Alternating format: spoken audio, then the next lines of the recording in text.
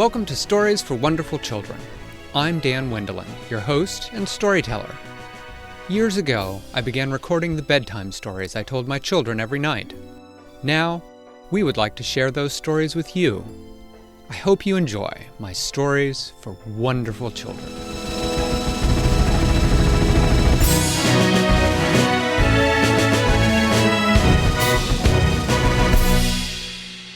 Once upon a time, there was a young woman, and her name was Skyla. Skyla had a job. Her job was working in a butterfly house. It was in the city of St. Louis, and Skyla loved her job. She loved driving in the morning, and she loved going into the butterfly house and seeing all the butterflies just waking up and slowly drying their wings and spreading them in the sun. She loved going and getting the big pitcher full of nectar for the butterflies and going around and pouring the nectar into the feeding cups and watching the butterflies come fluttering down and landing on the edge of the cups, so watching their long tongues dip down into the nectar to drink. Well, Skyla loved her job so much. She had always wanted to work at the butterfly house from the time she was very little, the first time she could remember her parents taking her there. They were her step-parents because she was adopted. She did not know who her real parents were, but she didn't think of them as her step-parents because they were the only parents she could remember having, and she loved them very much, and she just thought of them as mom and dad.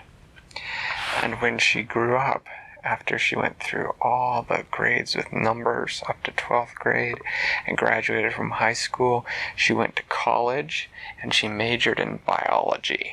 What's biology? Biology is the study of living things. And then after she graduated with a degree in biology with a special interest in butterflies, she went and she worked at the butterfly house taking care of the butterflies. Well, one day, after she had fed the butterflies, there was a special meeting of butterfly keepers and of the manager of the butterfly house, and he said, "I have some bad news.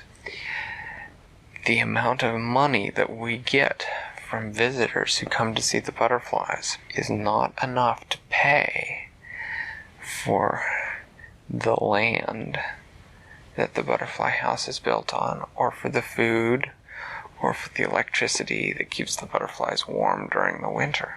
And so we're going to have to sell the butterfly house, and they're going to tear it down and turn it into a McDonald's."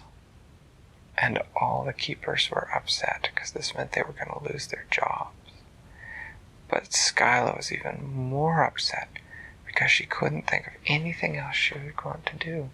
The closest butterfly house that she knew of was 2 states away. She'd have to move away from her mommy and her daddy and the city of St. Louis that she loved so much. And so the rest of the day just didn't seem very good, because she spent the whole day that she usually spent explaining to people about butterflies and about how butterflies were born, and how they grew out of caterpillars, and how they transformed into butterflies. And So I guess they had like a small dome about this bed for keeping caterpillars. Yeah, and sometimes the butterflies just made their cocoons, and sometimes some of the caterpillars they just let out into the main butterfly house where they would climb up a plant and turn into a butterfly to make their cocoon. So that day she just couldn't enjoy it. She usually enjoyed so much seeing the visitors and the butterflies. And she went home. She got in her car and she drove home to her apartment. And when she got home to her apartment, she made herself dinner. And she was sitting at her dining room table, and she was reading a book about butterflies because she always liked to learn more. Because the more you knew, the more you could teach, and the better you could be at taking care of the butterflies. And so she had a book on the habits of the monarch butterfly, the habits and the care of the monarch butterfly. And she was sitting there with her back to the window so that she could get good light to read her book, when she heard something. It was so quiet that she would not have heard it if she'd had the TV on or the radio on, but she was just sitting there reading her book, and it was very quiet in the apartment. And so she could hear the faintest little sound, and it sounded like this. And she looked around and she didn't see anything. She went back to reading her book and she heard it again. Sky. And she turned, and there at the window was a butterfly. It was very peculiar. Skyla had spent years learning about butterflies and studying about butterflies, and she thought she knew every butterfly there was to know. But this butterfly she had never seen before. She had never seen it in St. Louis before. She had never seen it in the butterfly house. She had never seen a picture of it before. She had no idea what it was. She thought, I have to catch that butterfly so I can study it. And so she eased the window open. And when she eased the window open, she was surprised. The butterfly did not fly off. It flew into her apartment. It landed right on her table, and she could swear it was looking at her. And so she sort of stood there a minute and just kind of looked at it. And while she was looking at it, she heard the whisper again, and it seemed to be coming from the butterfly. Skyla, Your Majesty. And she could swear the butterfly made a little bow to her. Now, as I said, Skyla had worked with butterflies for a long time, and she had seen them do a lot of things. She had never seen one bow, or look like it was bowing. And she said, Did you say something? Yes, Your Majesty. Am I losing my mind? No, Your Majesty. I have come to reveal your heritage to you. My heritage, said Skyla? You are the princess of butterflies. You were given up to be placed in adoption to keep you safe here. And now the time has come for you to come home and rule. And Skyla said, I can't come home and rule. I have a butterfly house I have to take care of until it's closed down. I can't leave until I make sure my butterflies are all sent to other butterfly houses. What do you need in order to make your butterflies safe so that you may return home? What do I need? What do I need? The butterfly asks me, The butterfly asks me what I need. The stress. I've clearly lost my mind. What do you need, Your Majesty? What do I need? Let's see. I guess I need about $2.5 million. How's that? You got that on you?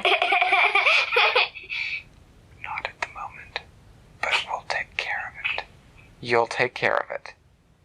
I am going to bed before I start seeing pink elephants dancing on my ceiling. And she turned her back on the butterfly, and she went in, and she went to bed.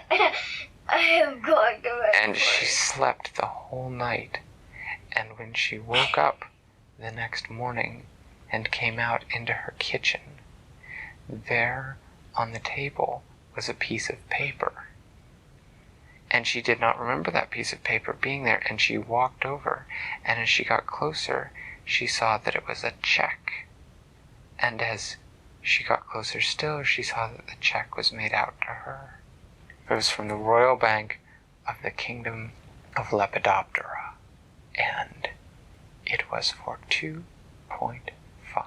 million. Skyla just stood there and looked at it.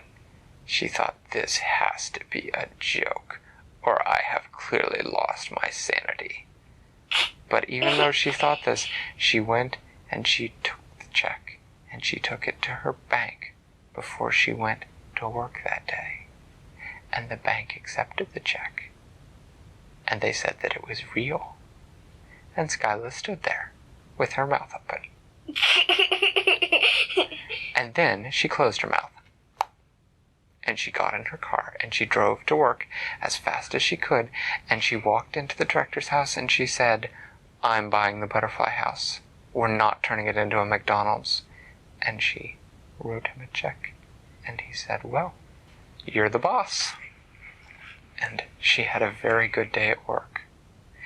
And she made arrangements that the butterflies would always be taken care of. And when she went home that night, the butterfly was waiting for her. And he said, "Is your butterfly house tended to?" "Yes," said Skyla. "And now do you believe me, your majesty?" "I don't know what I believe," said Skyla.